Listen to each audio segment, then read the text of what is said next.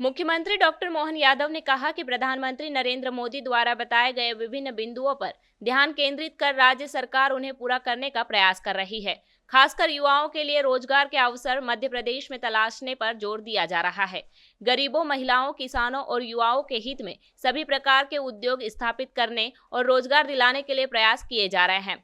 लोगों को उनकी क्षमता के अनुसार रोजगार दिलाने के लिए राज्य सरकार प्रतिबद्ध है। व्यापार और व्यवसाय के लिए प्रदेश में अनुकूल अवसर उपलब्ध कराए जा रहे हैं। आने वाले 5 साल के अंदर हमारी अर्थव्यवस्था को दुगुनी करने का लक्ष्य है, जिसे हम 3 साल में ही पूरा करने का प्रयास करेंगे।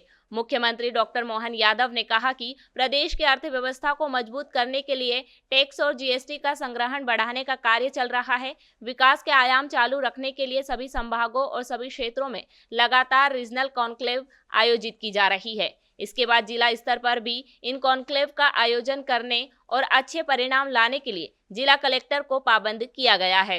यशस्वी प्रधानमंत्री श्रीमान नरेंद्र मोदी जी की बताई गई 4 कैटेगरी पे पूरा ध्यान दे रही है।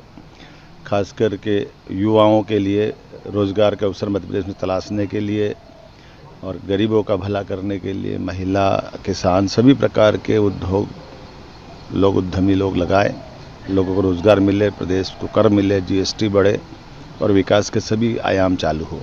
और खास करके विकास के दायरे में सभी संभाग और सभी रीजन में उसका नीचे तक असर दिखे। इस सिलसिले में लगातार हमने रीजनल कॉन्क्लेव अर्थात संभागीय स्तर पर ये उद्यमशीलता की बैठकें आयोजित की है, जिसको अंग्रेजी में रीजनल कॉन्क्लेव कहते हैं। मैं मान के चलता हूँ कि बड़े पैमाने पर जिस ढंग से रिस्पांस आ रहा है और अभी तक के रिस्पांस के आधार पर कह सकता हूँ 2 लाख करोड़ से ज़्यादा का इन्वेस्टमेंट का अभी तक के MOU हमारे हुए हैं और ये लगातार कम जारी रहेगा। आज मैं सागर जा रहा हूँ। सागर बुंदेलखंड का हमारा अंचल है जिसमें बहुत संभावना भरी हुई है और सभी प्रकार के उद्योग, केवल बड़े उद्योग नहीं, बड़े उद्योग, छोटे मध्यम साइज के उद्योग, सूक्ष्म उद्योग, कुटीर उद्योग, लघु उद्योग, MSME के साथ साथ हमारी सभी स्वयं सहायता समूह बहनें जो काम करती हैं उनका भी, ऐसे प्रत्येक क्षेत्र को प्रोत्साहन देना, साथ साथ IT का, AI का, ये जो हमारे बड़े पैमाने पे इंजीनियरिंग सर्विस से या उच्च तकनीक हासिल किए हुए अलग अलग कोर्स से जो बच्चे पढ़े वो भी अपने प्रदेश में ही रहे, उनकी क्षमता का उपयोग भी हो, ये सरकार ध्यान दे रही है।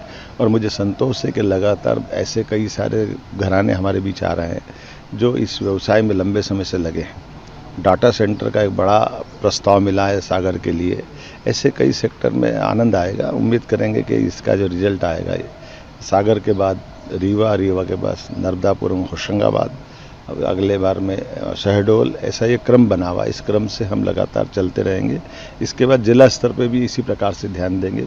हमने प्रयास किया है कि इस पूरे व्यवस्था के इंचार्ज अर्थात जिले में उद्योग लेग और उद्योगपतियों की कठिनाइयों को हल करते हुए शीघ्र अतिशीघ्र वो उद्योग लग करके मूर्त रूप ले ले, इसलिए जिला कलेक्टर को पाबंद कर रहे हैं, जिसके माध्यम से बहुत जल्दी उनके रिजल्ट आएंगे।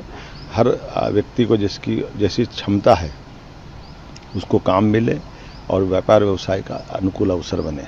मुझे पूरा भरोसा है। निश्चित रूप से हमने जो तय किया कि 5 साल के अंदर हमारी अपनी अर्थव्यवस्था डबल कर देंगे और उसी टारगेट पे हम चल रहे हैं। ये हम लगता है 5 के बजाय 3 साल में पूरा करेंगे, जल्दी इसकी स्थिति बनेगी। मेरी अपनी ओर से सभी युवा मित्रों को खास करके बधाई कि ऐसे अवसर सरकार उनको उपलब्ध करा रही है। जन जागरण संदेश के लिए सुनील खोजी की रिपोर्ट।